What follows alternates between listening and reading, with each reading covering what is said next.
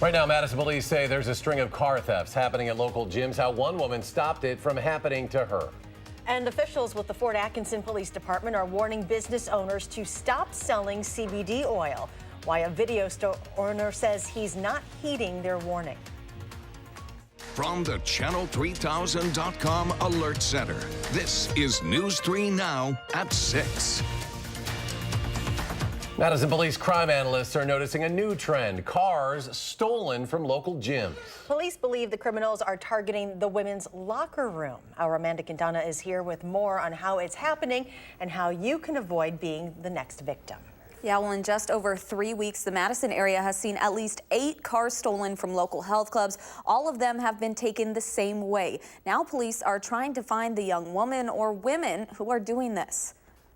I went back to my locker and I picked up all my stuff like normal, and I was like, where are my keys, you know? And so I'm looking all around Planet Fitness thinking maybe I dropped them on my way in, but that wasn't the case. Luckily, Samantha Solberg made it to her car before the thief did. She thinks her broken key fob or the fact that it's a manual might have deterred them. It's really unsettling thinking that someone went through my car or tried to steal my car or just took my personal belongings in general. Car thieves are targeting local gym locker rooms, specifically the women, searching for bags left unlocked. They have sort of a comfort zone that they can go out with the key fob and start hitting it and find out which car lights up, and then they take off while the unsuspecting victim is still working out. Madison police believe this is a new trend in car thefts. Since May 11th, 3 cars have been stolen from Planet Fitness on Mineral Point, 1 from Princeton Club on Watts Road, 1 from Planet Fitness on Verona Road, another from Planet Fitness Easttown, and 2 from the Princeton Club in Fitchburg.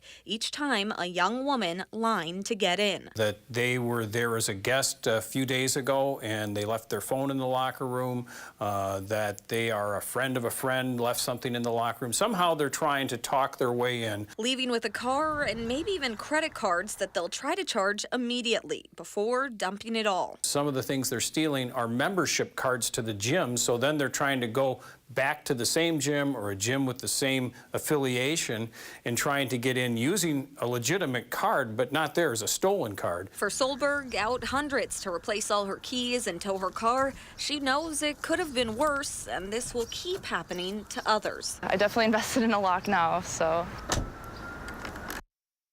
Police are working with the health clubs to try to identify young women, possibly teenagers, who are doing this, but no one has been arrested yet. As for Solberg, Planet Fitness told her that she could not look at their surveillance footage inside because that infringes on their privacy policy.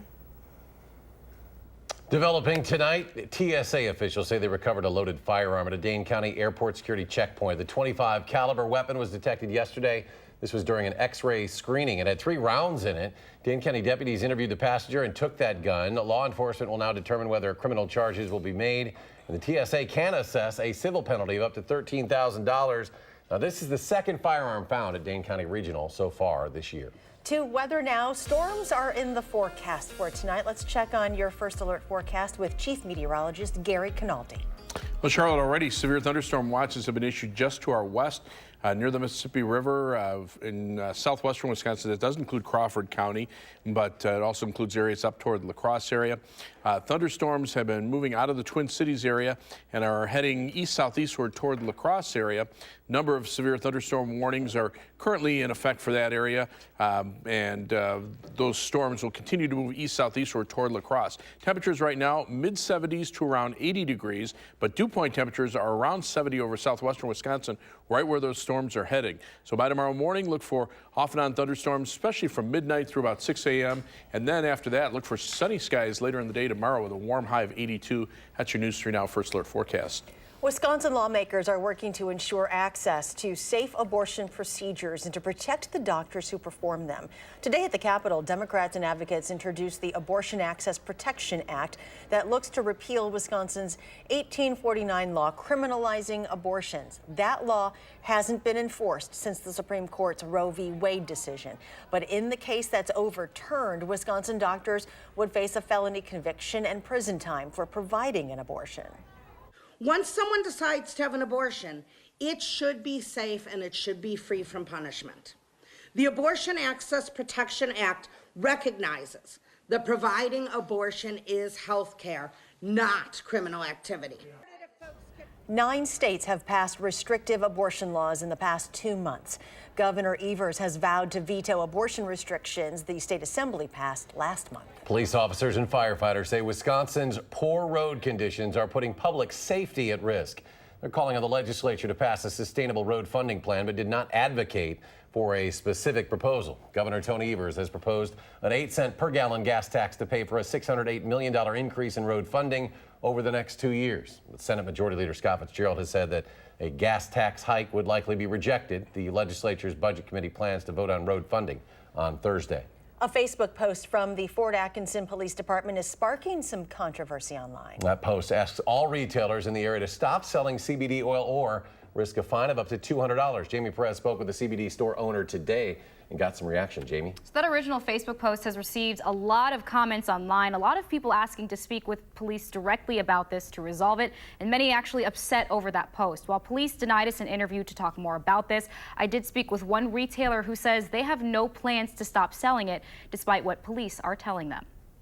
Fort Atkinson Police Department posted this on Facebook, asking all local businesses to stop selling CBD oil. They cite Wisconsin state law saying only physicians and pharmacists can distribute it, and only those with a doctor's note can have it. It was extremely shocking. Brian Simonson lives in Deerfield, about a 25-minute drive from Fort Atkinson. He said when he saw the post, he was in as much disbelief as many of the people who were commenting on the original post. I think there's just a lot of confusion between the state and federal level. Federal law says CBD oil is legal to have as long as it's below 0.3% THC.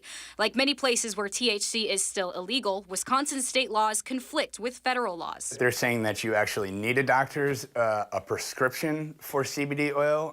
You can't get in any state a prescription for CBD oil because it's not been federally regulated. Police have given out notices to several stores in Fort Atkinson who sell it. Many places have stopped selling here, and CBD store owners in neighboring towns like Simonson are left with all the business Fort Atkinson has since lost. We had 6 or 8 people come in from Fort Atkinson who purchased CBD oil that day too. So yeah, we're just a hop, skip, and jump away from them. So we are not stuck in prohibition here in Deerfield, so we'll certainly take good care of them. Some places like Tobaccoland have stopped at police request. Others have no plans to stop selling it. We are a responsible retailer, so we're going to work with law enforcement or work with the mayor or whoever may have questions, but as of right now, we have no plans to stop selling.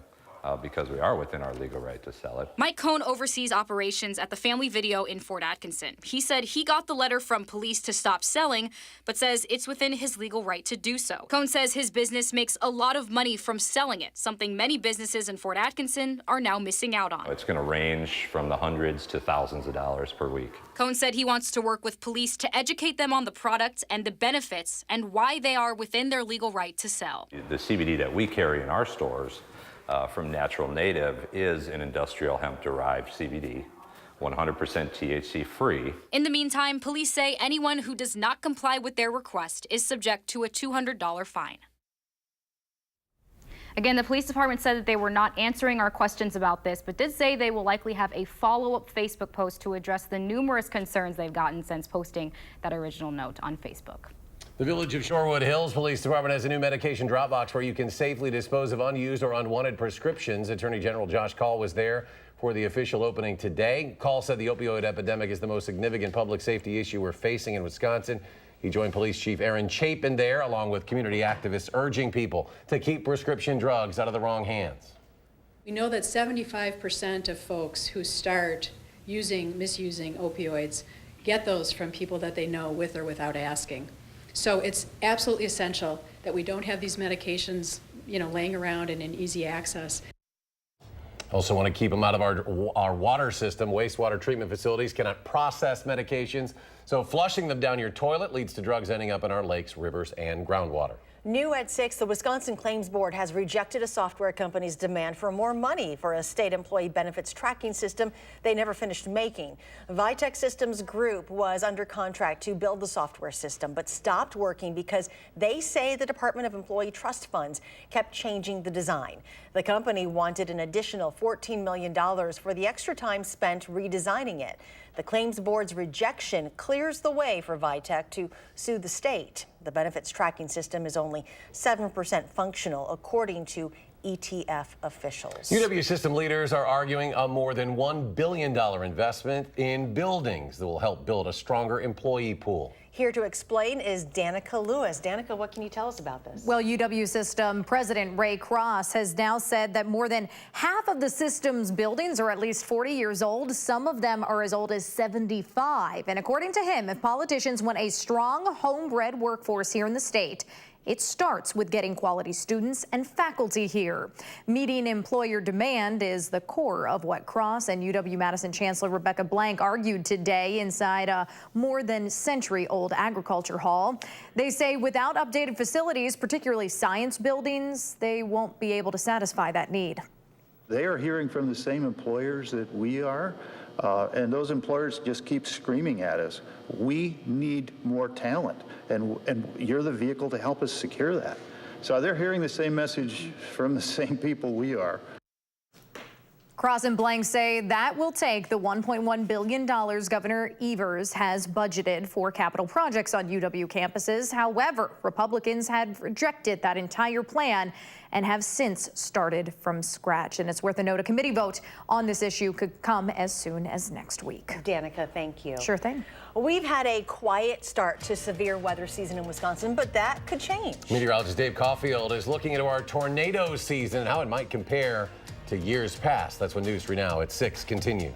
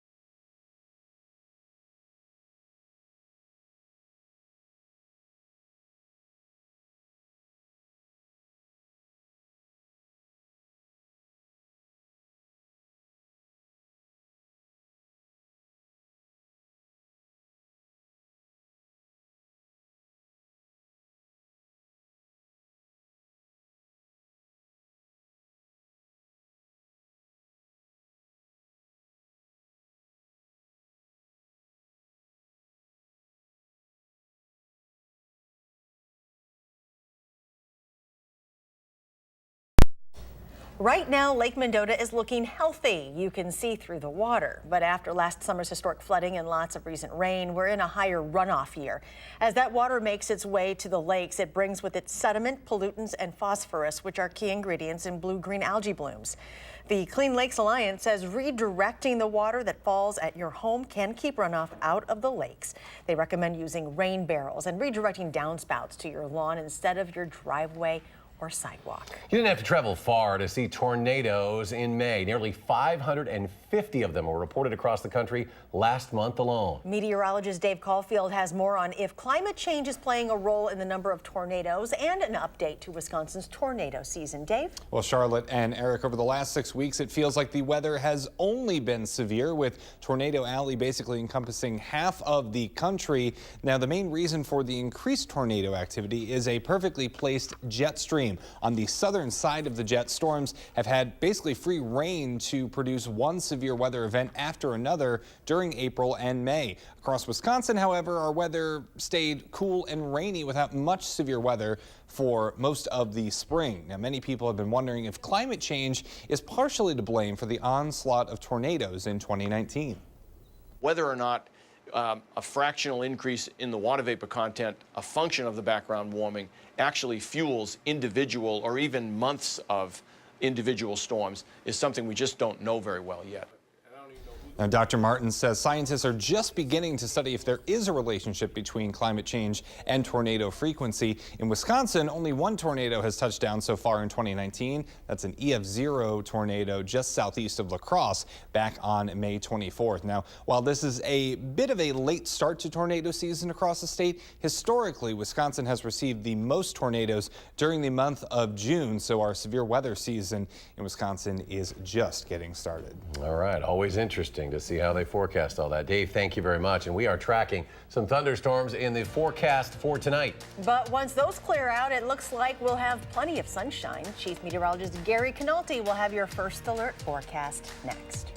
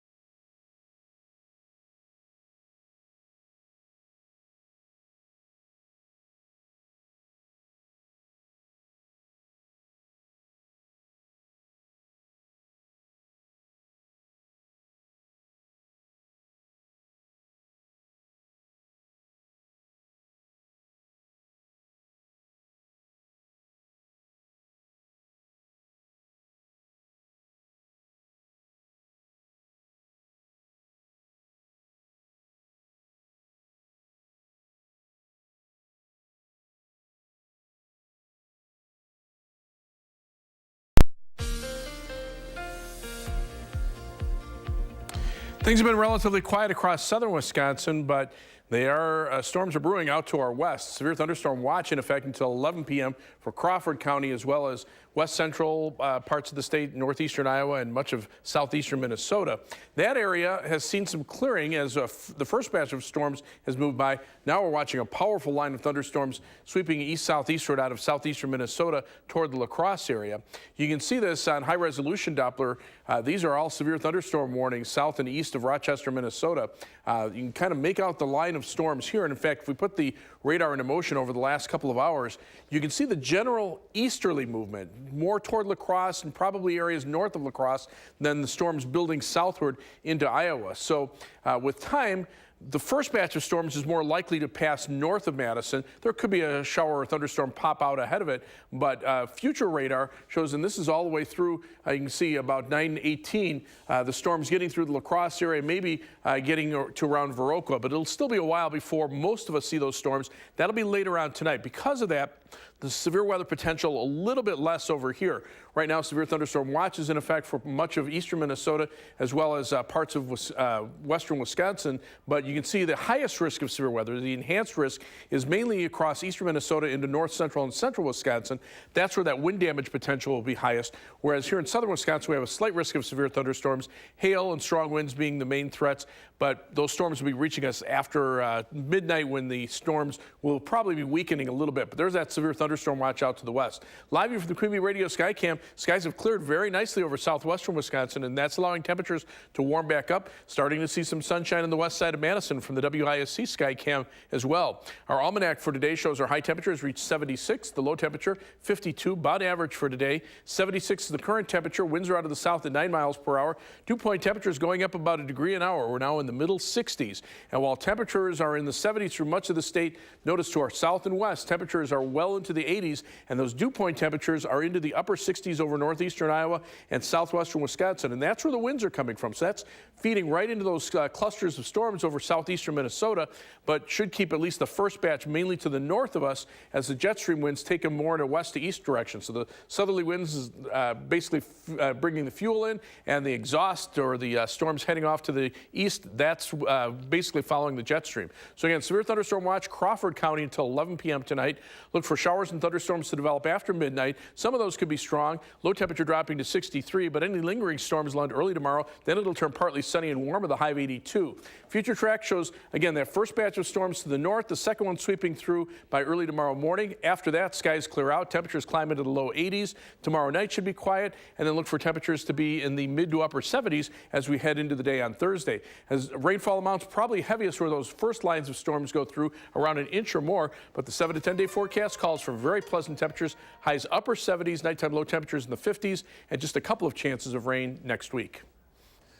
A lot of people got wet at University Ridge today, but Edgerton's Joe Forsting, well, he had a great time getting drenched. Stories coming up in sports.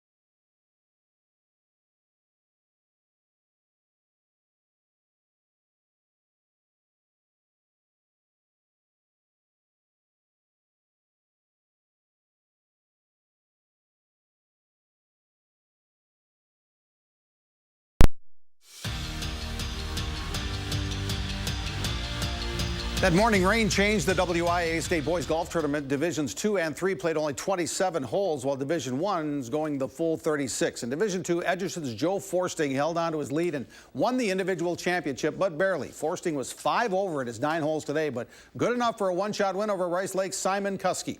Edgerton's Steve Stricker won state in 1984. Now Joe Forsting wins in 2019. Something I knew I could do for a while, and it's something that I'd been doing at regionals and stuff, and I never really was able to put it together, but to be able to put it together here, and then there was definitely some pressure for today, but just hoping that I could continue to do it, I guess. How good is it? And for the third straight year, Edgewood wins the team championship. 3-shot win for the Crusaders over Lakeland Union. Edgerton third as a team. Very special to carry it out this year, 3rd time in a row. I had my brother with me. He was on the team last year, so we were pretty familiar with the elements out here and kind of the different game of the state tournament. There's a lot of pressure out here. You just gotta shot at a time. You know, be really confident with your swing. The wind was kind of tough out here. No, just overall great playing from all the boys. In Division 3, Abundant Life Country Day finished second to Ron Colley in the team race. The challengers' Jack Rollins was second individually. Division 1 still going. Marquette University School is now extending its lead over Middleton with just a few holes to go. Today, a sectional baseball day around the state at Middleton, Verona, and Madison Memorial. You know why players wear helmets in baseball? That's why. James Ray, really glad he wears one. He was okay, stayed in the game. The next batter, Verona sophomore shortstop Ryan Taylor, muscles up for a 3-run homer. Reagan Clawwitter pitched a 4-hitter. Verona won 4-1 to move on to the sectional final game against Sun Prairie. That one's going on right now. Sun Prairie is leading 7-0 in the 5th. Mineral Point is going to state, winning its Division 4 sectional today. Madison Mallards have already won today. They played the Lakeshore Chinooks in Mequon at 11 this morning. Mallards win 12-6. They're 8-0, the best start to a season in their history. Kevin Warren is the new commissioner of the Big Ten when Jim Delaney retires in January. Warren was the chief operating officer of the Minnesota Vikings. He's only the 6th Big Ten commissioner in history. And at Packer OTAs today, head coach Matt LaFleur makes the rounds in a golf cart. LaFleur had surgery on a torn Achilles he suffered in a pickup basketball game last week. I'm supposed to be off it for the next 4 weeks or so. Hopefully I'll be back at least in a walking boot by training camp, and then it just depends. I want to say that Matt LaFleur is a highly athletic former athlete who had an unfortunate accident in the gym, but because of his exceptional diet and work ethic, he'll be back sooner rather than later. A prepared statement from Aaron Rodgers. He's just kissing up to the boss as well. And practicing for his future as a coach, reading random sound bites and statements. You're keeping an eye on some weather tonight. Yeah, some severe thunderstorms right now over parts of southeastern Minnesota. We'll zoom in there. You can see a number of severe thunderstorm warnings to the south and east of Rochester, Minnesota. The path right now will take them mainly to the north. This is future radar, so by about a little after 9, they should be around the La Crosse area, probably into Madison around midnight or so. All right, Gary, thank you. Thanks for joining us for News 3 Now at 6. Enjoy your evening, and we'll see you back here at 10.